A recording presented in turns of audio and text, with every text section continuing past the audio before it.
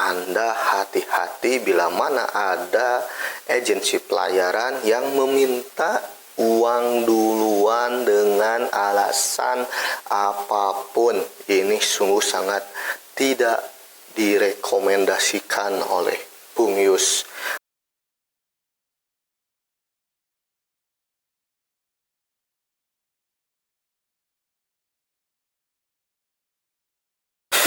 Assalamualaikum warahmatullahi wabarakatuh.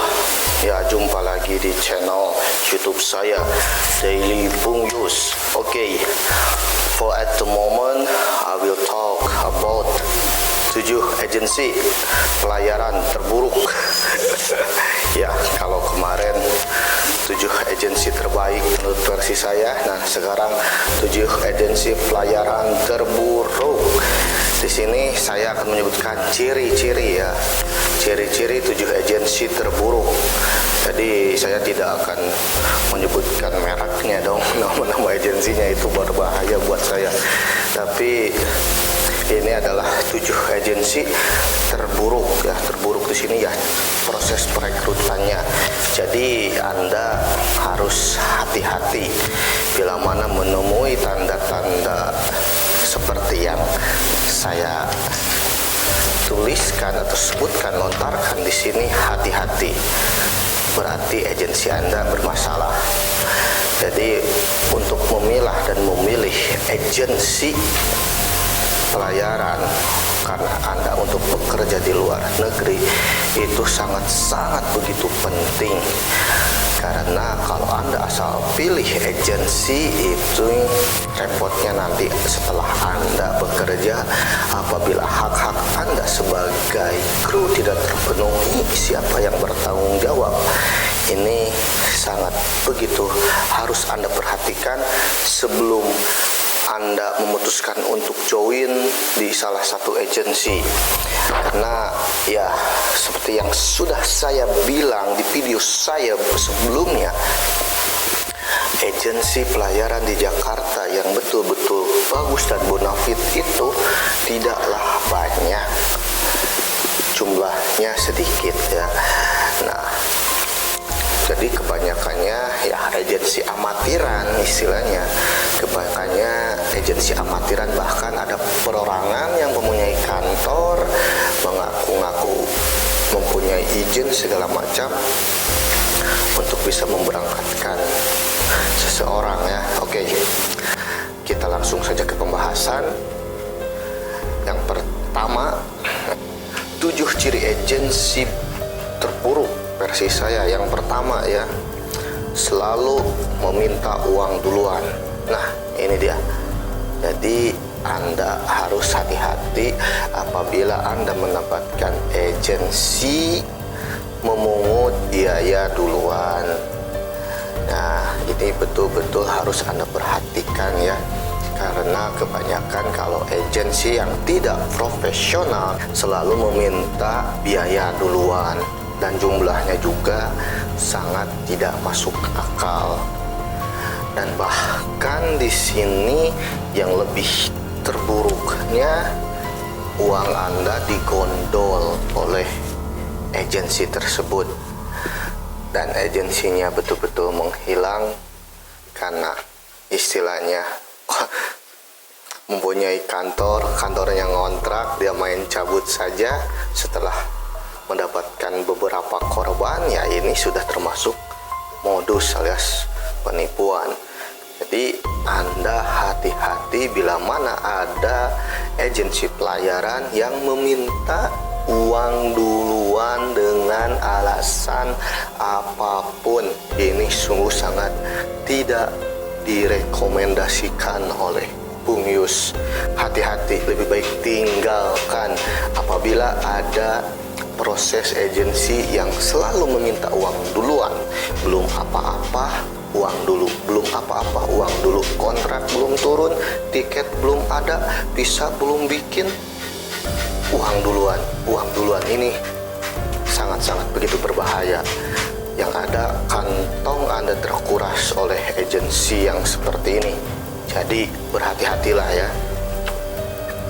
Yang kedua, tidak mempunyai izin ya. Karena kita tahu syarat agensi untuk pemberangkatan kru ke luar negeri memerlukan beberapa izin seperti SIUFAK ya. Jadi bila mana agensi tanpa mempunyai izin atau SIUFAK ya berhati-hati juga. Namun ada juga agensi yang tidak mempunyai SIUFAK tapi cara proses perekrutannya ya benar betul-betul memberangkatkan kru. Namun saya sarankan Anda untuk memilih agensi yang mempunyai perizinan lengkap, karena ya untuk pegangan Anda nanti setelah Anda bekerja, takutnya nanti proses Anda bekerja di sana kewajiban hak-hak Anda tidak terpenuhi, ya ini berbahaya juga ya. Jadi jangan sampai Anda dijual belikan istilahnya. Jadi ya karena seperti agensi-agensi kapal ikan kan ya, istilahnya mereka itu betul-betul memperjualbelikan orang ya. Jadi ini hati-hati ya, jangan sampai ada kasus human trafficking. Yang ketiga adalah perorangan atau broker. Nah, ini juga kalau Anda ditawari agensi yang perorangan, kalau bahasa kerennya broker tapi mempunyai kantor juga.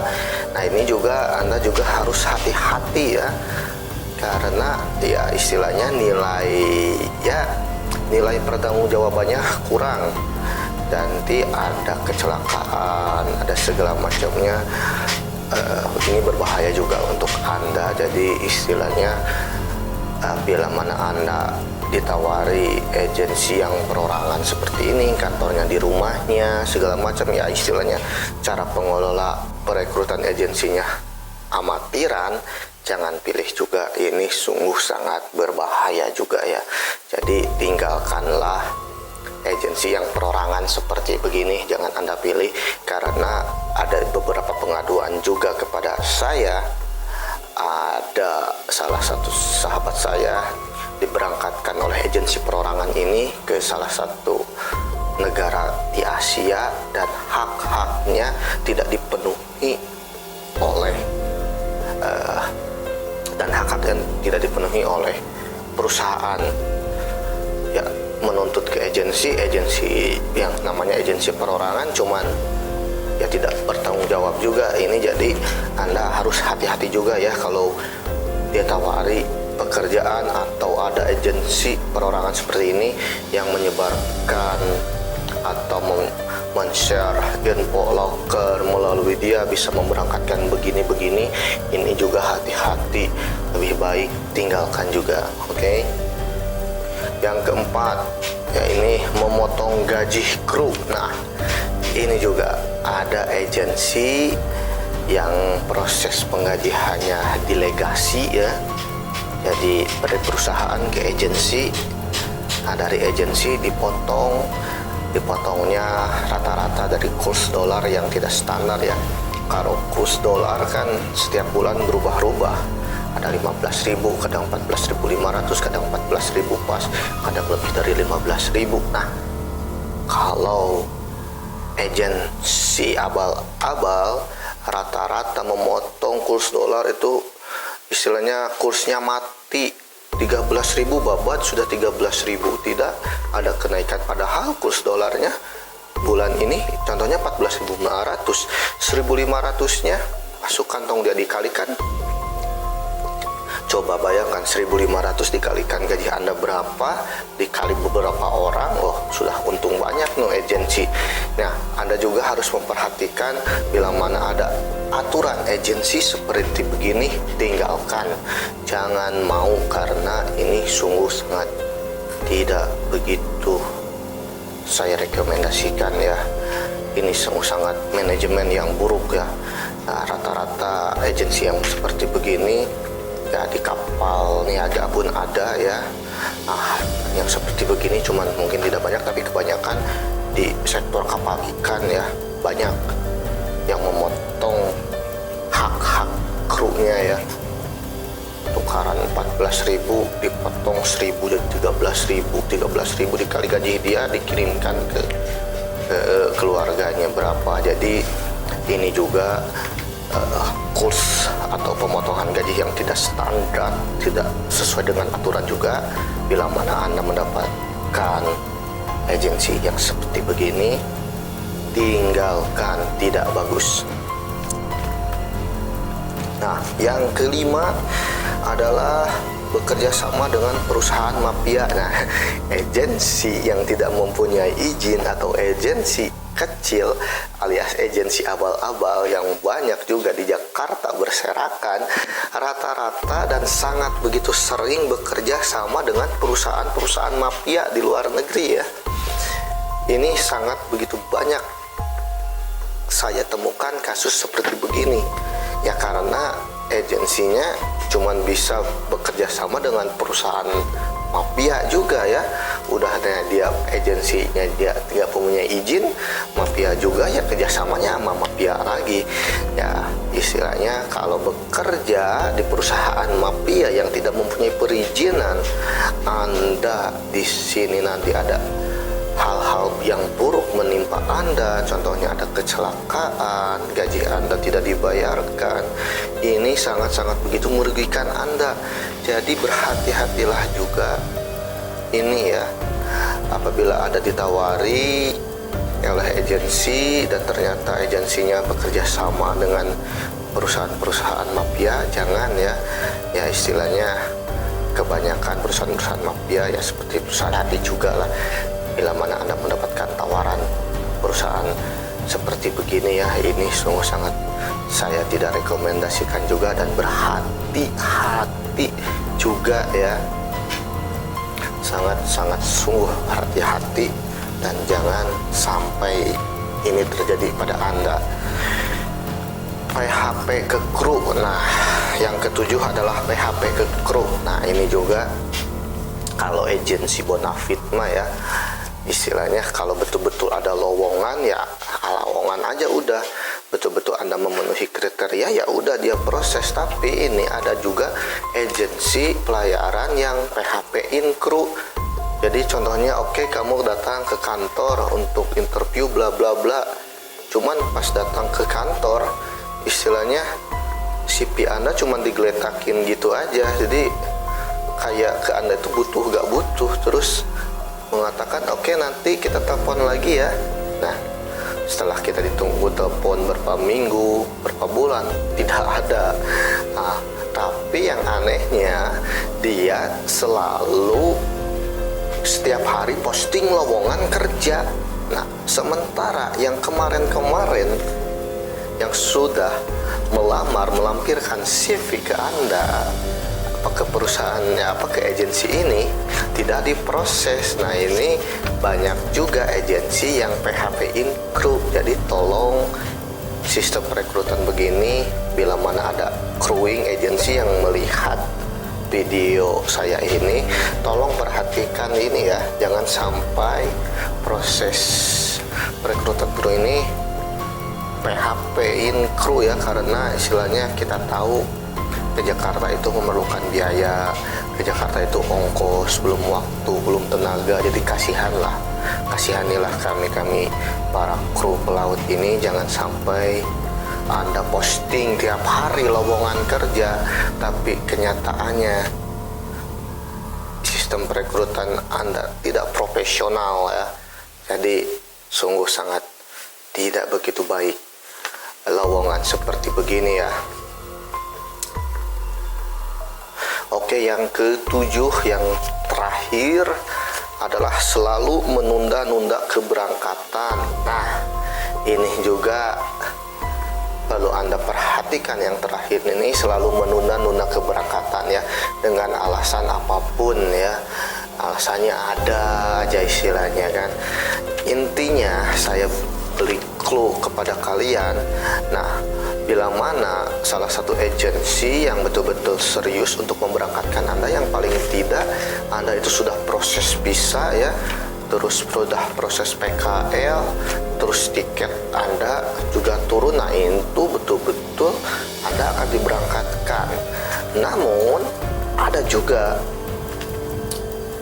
ada agensi juga yang selalu menunda-nunda keberangkatan Anda, apalagi musim sekarang ya, musim corona.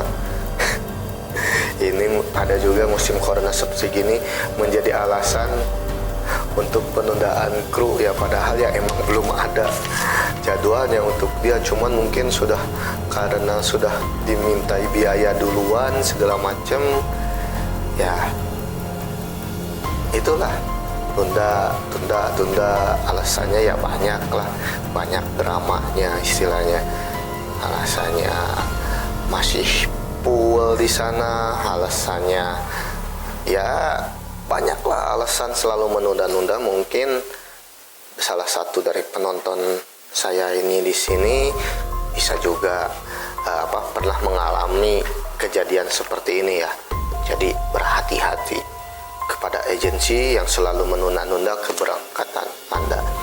Oke, saya cukup sekian ya penjelasan saya.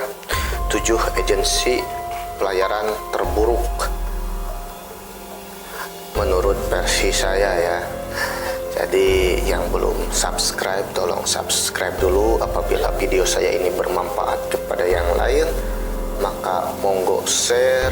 Apabila ada penjelasan saya yang kurang baik, kurang berkenan, atau kurang jelas, silahkan komen di bawah ya. Jangan lupa selain subscribe, hidupkan lonceng notifikasinya ya, karena apabila Anda menghidupkan lonceng notifikasi, setiap video baru yang saya upload ke YouTube akan Anda dapatkan pertama kali. Oke, sampai jumpa lagi di video-video saya berikutnya.